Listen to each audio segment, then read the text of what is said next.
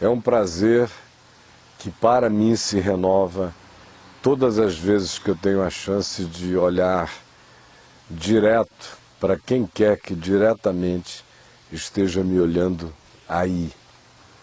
E eu quero aproveitar e dizer o seguinte: na semana passada eu falei sobre a diferença que existe entre você crer em Jesus mesmo, conforme o Evangelho, segundo o Evangelho, conforme a única fonte histórica de descrição de quem ele é, como ele é, o que ele ensina, e a diferença entre a fé que se estabelece em Jesus a partir do Evangelho, a partir de quem Jesus diz acerca de si mesmo, ser ele, e o que o povo diz, o que os outros dizem.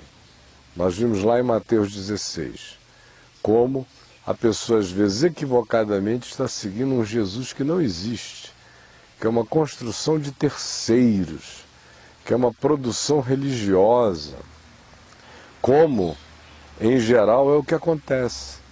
Eu tenho insistentemente dito que não existe nenhuma semelhança entre Jesus, segundo os Evangelhos, e a construção do cristianismo inteiro acerca dele. Veja se o Jesus dos Evangelhos se parece com aquilo que se faz em nome dele. Veja se ele tem cara dessa loucura, dessa maluquice, dessa exploração, dessa vendilhonice, dessa ação de marketing. Veja se ele tem alguma coisa a ver com essa avidez e essa luxúria e esses caprichos e essas mecânicas e esses sistemas. Tudo isso é invenção humana. E você corre o risco de estar seguindo um fantasma e não a Jesus. De estar seguindo uma invenção, uma projeção, um joguinho de videogame que você vai domingo apertar o botãozinho, brincar com o joystick lá, para ver se brinca, se cria um Second Life usando o nome de Jesus, e não é assim. É por isso que você diz: por que eu amo a Jesus, sirvo a Jesus, a minha vida é sempre esse buraco, é sempre essa angústia, é sempre sem paz? Porque você está seguindo só o apelido dele, só o nome dele, mas não está andando com ele. Até hoje talvez nunca o tenha conhecido. Quem de fato o conheceu não tem mais medo de morrer, não tem mais medo de viver, não tem mais medo de amar, não tem nenhuma resistência em perdoar, confia, anda em fé, não interpreta a vida por dilúvios, nem chuvas de pedra, nem raios, nem relâmpagos, nem acidentes, nem calamidades. Não fica esperando que para si haja um tratamento VIP da parte da existência. Ao contrário, quem conhece a Jesus sabe que o reino de Deus se implanta dentro de nós, que a paz que ele oferece não é como o mundo a dá, feita de tratados e acordos pueris que desvanecem. A paz que ele dá excede a todo entendimento, é no coração, é ultra circunstancial. E fica sabendo também, quem de fato o conhece, que não existe caminho nenhum que realize o bem do Evangelho em nós, apenas porque a gente passa o dia repetindo uma mantra, dizendo Jesus socorro, Jesus socorro, Jesus socorro, Jesus socorro, quando o Jesus a quem você se refere não tem nada a ver com o Jesus do Evangelho. Às vezes você está pedindo ajuda a ele que você deveria pedir à máfia, aos traficantes, a um grupo de bandidos que você contrate. Tamanha é a distância entre a sua consciência de quem Jesus seja e quem Jesus de fato é. Eu espero que você esteja entendendo isso, eu não quero ser chato. nem ser exaustivo, mas eu sinto uma obrigação espiritual de repetir isso para ver se entra na mente e no coração de alguém. No dia de hoje, eu tenho um texto ilustrativo para que eu continue a falar o que eu tenho dito esse último mês. Apenas mostrando a você um aspecto um pouco diferente da mesma coisa. Está aqui em Atos dos Apóstolos, no capítulo 16, e eu estou sem óculos, eu vou ler com uma certa dificuldade, mas preste atenção. Aqui se diz que Paulo tinha chegado na região da Macedônia, na cidade de Filipos. Está hoje ali na região da Grécia. No passado havia determinadas distinções de natureza política entre esses dois ambientes, Macedônia e Grécia, conquanto sempre tenham sido entes históricos e culturais irmanados. Hoje faz tudo parte de um único país. Naquele tempo, não. Paulo estava lá, encontrou uma mulher que era da cidade de Tiatira, que é hoje na Turquia, mas naquele tempo fazia parte do que o Império Romano chamava de mundo greco-romano, Ásia Menor. E Paulo prega essa mulher de Tiatira chamada Lídia, que era uma vendedora ambulante de púrpura, que era um material extremamente precioso naqueles dias, e ele, ao pregar a ela, ela abre o coração, crê em Jesus, e ela veio a ser batizada, ela e toda a sua casa.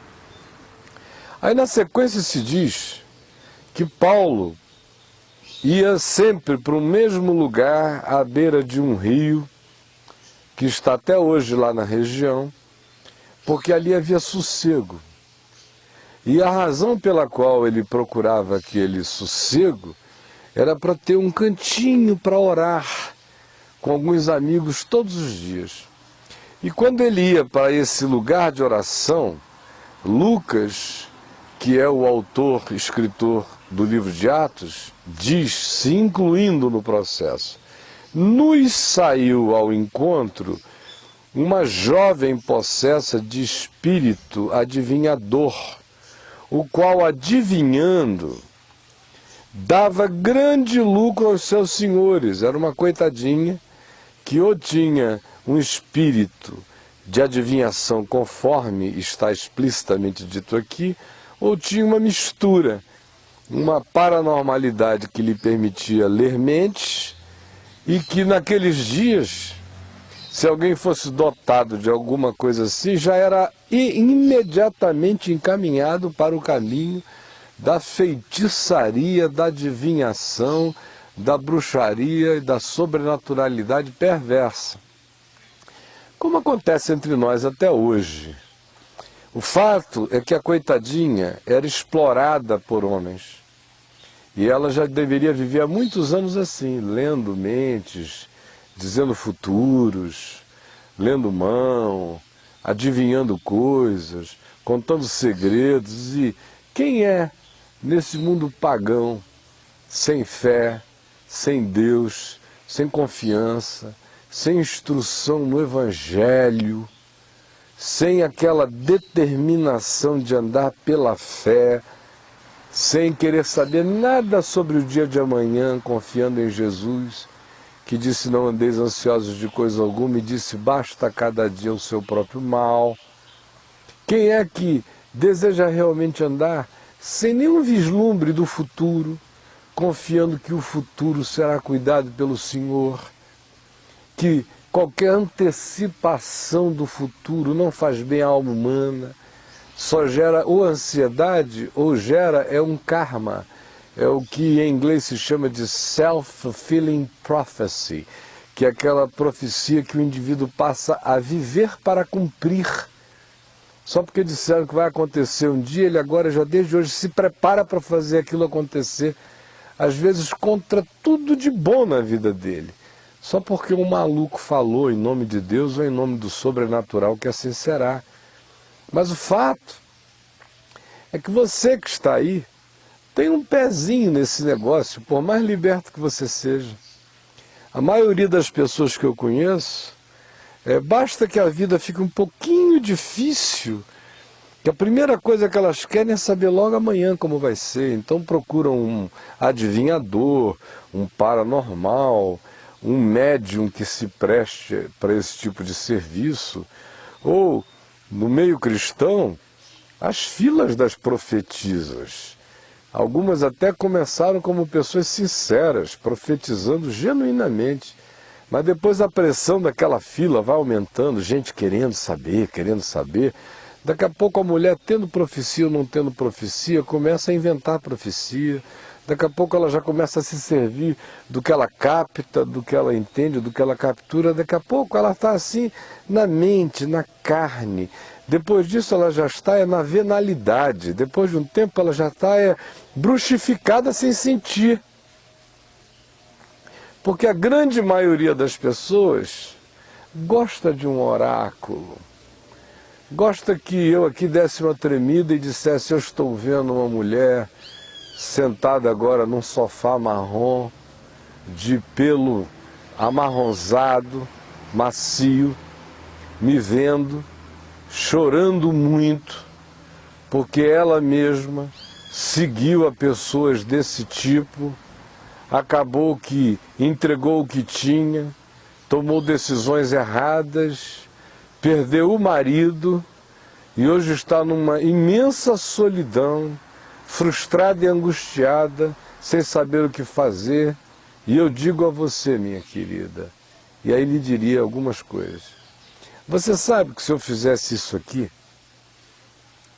nessa mesma hora que eu falei isto, aí onde você está, considerando que neste momento que eu estou falando, quem está me ouvindo está em Brasília, e essa é uma cidade de alguns milhões de habitantes, e eu sei que existem milhares de pessoas me vendo agora, no mínimo, umas 20 pessoas se identificaram na mesma hora com que eu comecei a falar.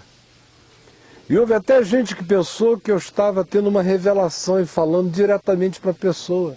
Você veja como é fácil sugerir, induzir e enganar.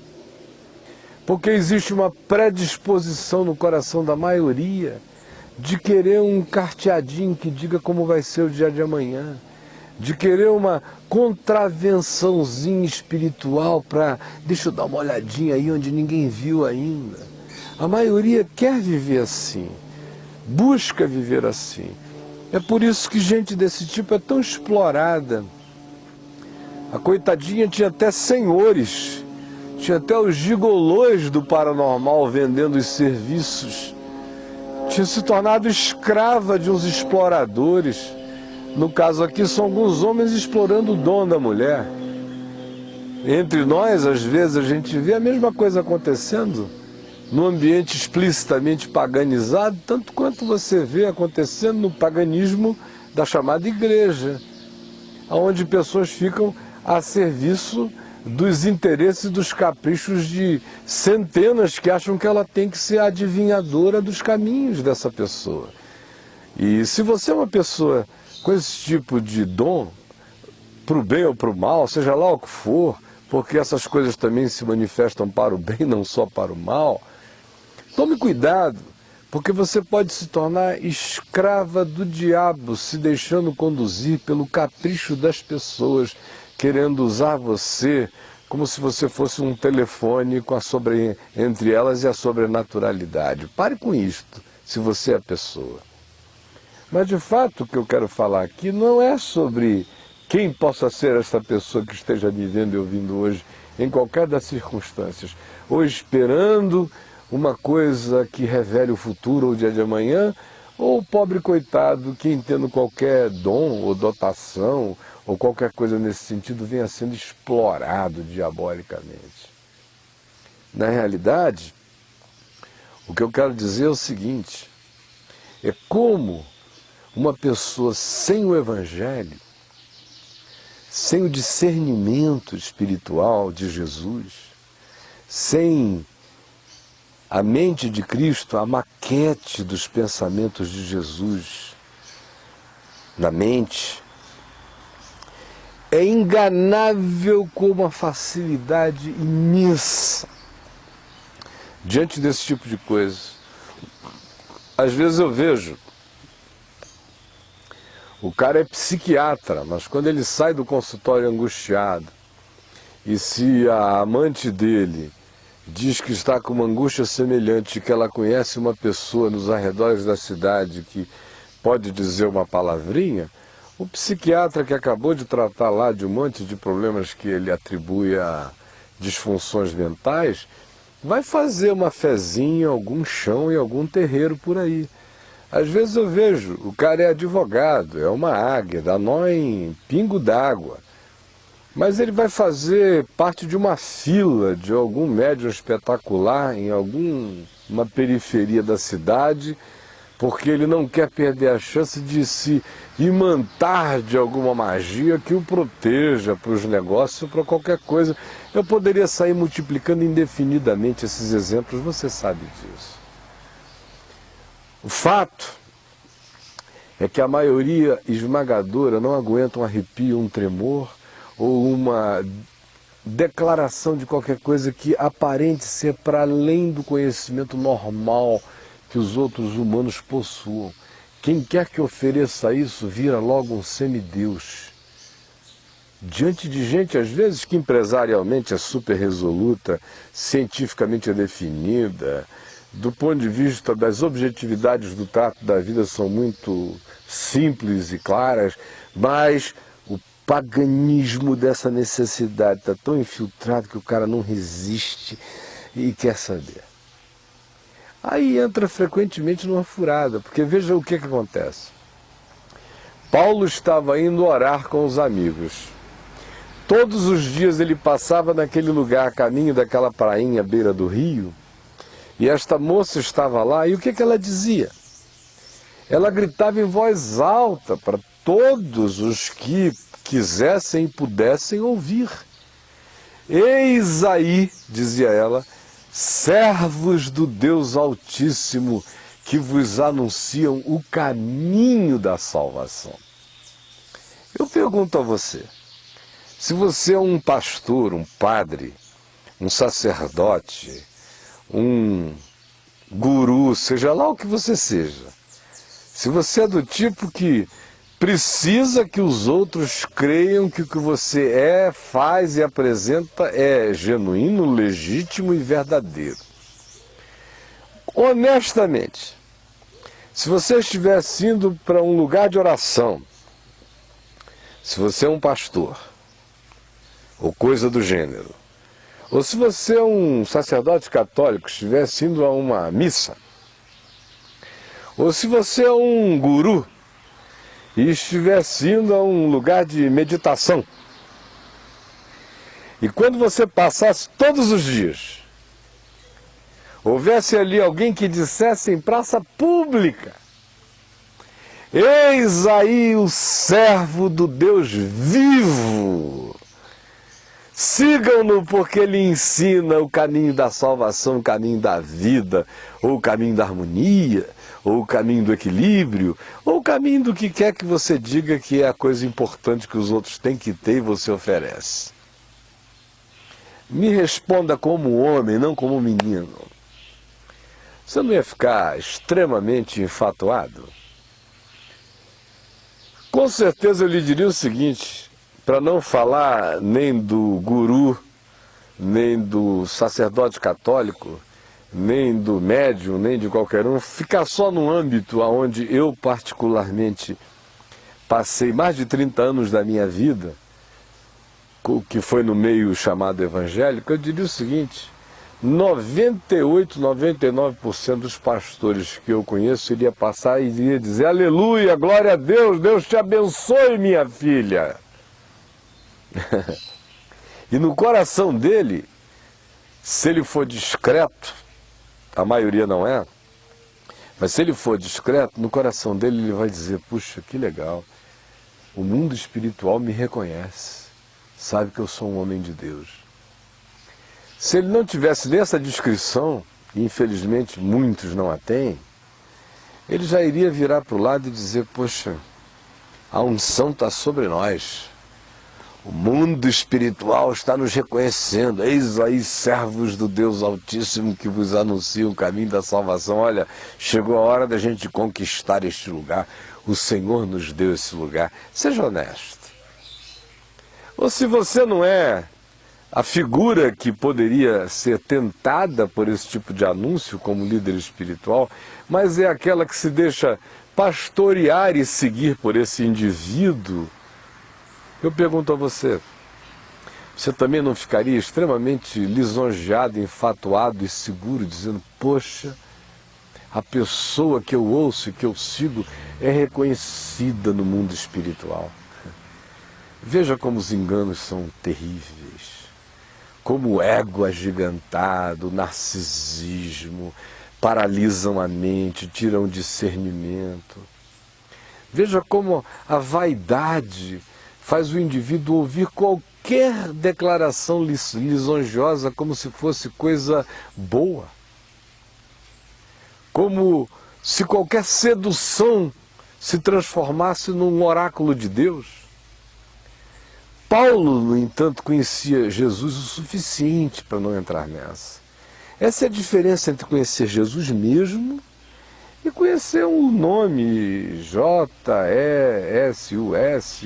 ou o que os outros dizem sobre ele. Quem conhece a Jesus mesmo discerne. Paulo ouviu aquilo, não ficou nem um pouco impressionado, não disse, oba, marketing de graça. A cidade de Filipos agora está sabendo pela boca da adivinha que nós é que somos os caras. Não ficou nem um pouquinho lisonjeado. Ao contrário, ele esperou, no entanto, alguns dias, porque o livro de Atos dos Apóstolos nos diz que foi uma sequência de dias, dia a dia passando, ela gritando a mesma coisa. E Paulo ouvindo aquilo, e ela gritando a mesma coisa. Até que chegou um dia em que Paulo simplesmente parou e disse, chegou, acabou essa história, para de brincadeira. Ele ouviu a mulher dizer aquilo, e diz o texto no verso 18, que isto já se repetia por muitos dias. Então Paulo, já indignado, em vez de lisonjeado, o que ele ficou foi indignado. Voltando-se, disse ao Espírito. Porque essa é a diferença.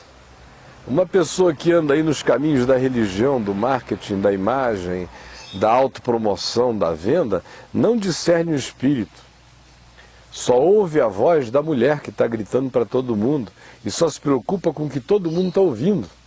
Paulo não, nem estava preocupado com o que a mulher dizia, nem estava preocupado com o que os outros ouviam, entendiam e interpretavam. Ele estava somente preocupado com o que ele discernia sobre o que fosse aquele fenômeno.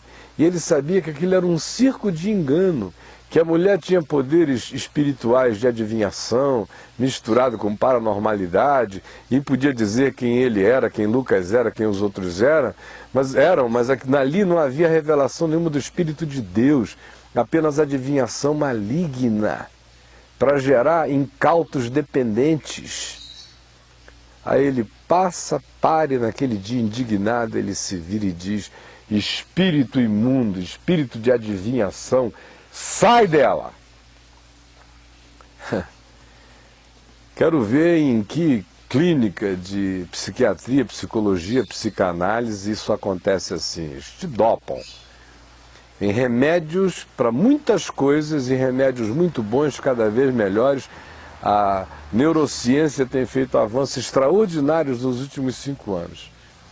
Mas ela não tem solução para essas questões aqui. Essas questões se discernem espiritualmente, se resolvem espiritualmente e são resolvidas pela autoridade em fé.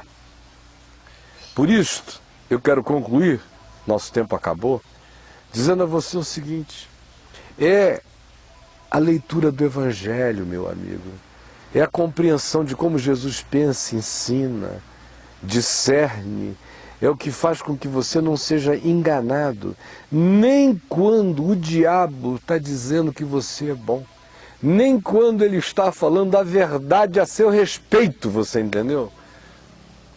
Porque a profundidade do discernimento que Jesus quer que a gente tenha é tão profundo que é aquele que faz não me querer ouvir elogios que venham das trevas, nem quando as trevas falam a verdade a meu respeito, isso me diz respeito. Eu tenho que dizer, aí vem o príncipe deste mundo, ele nada tem em mim. Agora, para você ter essa certeza de que de fato vai conseguir caminhar na sua vida sem esses enganos, e eles estão em cada esquina, em cada culto, em cada seita, em cada igreja, em cada papo, em cada livro, é uma multidão de engano, parece que é, mas não é. Para você ter essa certeza, pelo amor de Jesus, eu imploro a você, volte a ler o Novo Testamento. Vá guardando a mente de Cristo em você, porque você vai precisar mais do que nunca de discernimento, porque os dias que se avizinham são muito maus, e quem não tiver a consciência de Cristo, a mente de Cristo, será enganado. Se você quiser estar comigo hoje, se você está vendo este programa num domingo, eu vou estar no Teatro La Salle, todo domingo aqui em Brasília, às 19 horas, 906 Sul, no Teatro La Salle. Você já vinha vendo o endereço passando desde que eu comecei a falar. Vá ao meu site também, milhões têm ido lá, www.caiofabio.com. E lá, se puder, se cadastre e seja um dos que me assistem aí 24 horas por dia, se você quiser, na nossa TV na web, na Vem Ver TV, obviamente, não sou eu falando lá para encher a sua paciência 24 horas. Documentários de arqueologia, paleontologia, neurociência, discussões as mais diversas, temas bíblicos, pesquisas científicas sobre achados bíblicos, tem de tudo lá. É um canal sério, como a maioria dos abertos não teriam nem condição de competir com o conteúdo que está sendo oferecido para quem quer genuinamente se instruir e crescer na graça e no conhecimento de Jesus. Eu vou ficando por aqui, esperando ver você por aí. Apareça e olhe, não fique impressionado com fanfarrices. Exerça discernimento todo dia na vida, andando apenas no chão firme, na rocha segura, que é o caminho do Evangelho, que é Jesus e mais. É Jesus somente. Um beijo e até por aí. Tchau.